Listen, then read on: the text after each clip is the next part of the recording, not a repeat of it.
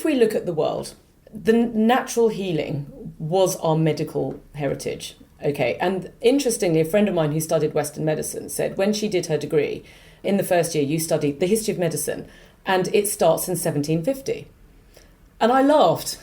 Except I didn't. What did they do before 1750? Thank you. What the heck were human beings doing for the last however millions of years? Working out how to heal each other. And trust me, they weren't plants. Right. They weren't distracted with Sky Sports and Netflix in those days. They had plenty. Wow. Shame they didn't have Sky Sports. Shame they didn't. They were probably playing sport. If my husband was in a previous life, they definitely would have been playing football. but they had plenty of time to think about this stuff, and people needed to stay alive then just as much as they do now. So trust me, they were thinking about it. Yeah. Now, the Chinese state.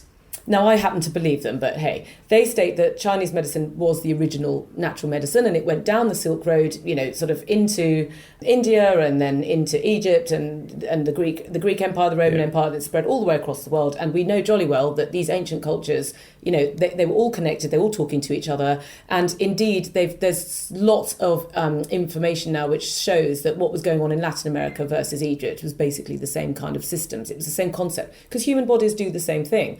But over the course of history, what's happened is in China, it went to this information is precious.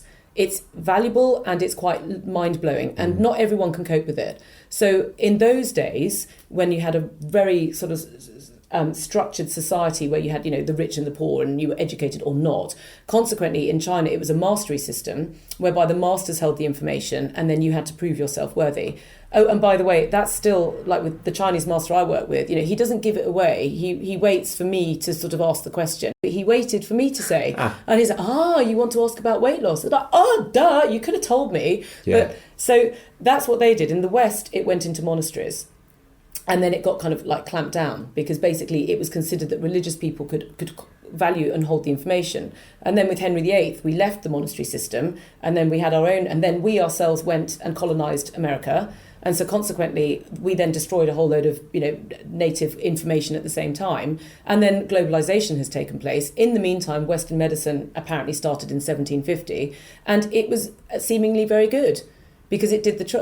If you look at where we were 100 years ago, it was changing the face of humanity, because people were suddenly living a lot longer and people weren't dying in the same way. And it was like, wow, this is amazing. And in the meantime, back in China, what happened was they had a policy of basically a closed door policy.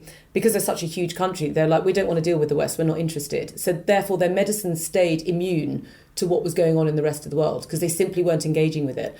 Scroll forwards 100 years at the turn of the 20th century. Now Western medicine's looking all sparkly, and indeed is in many cases. I mean, I'm alive because of it. No disrespect to what it can offer us.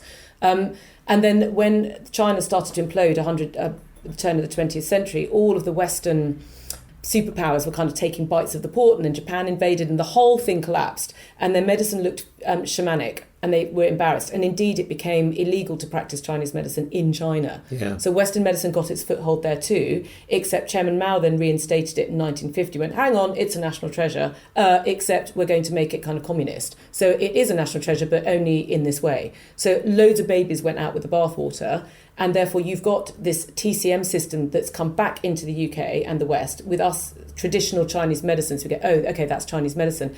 And whilst TCM is brilliant at many things, it's not the full picture.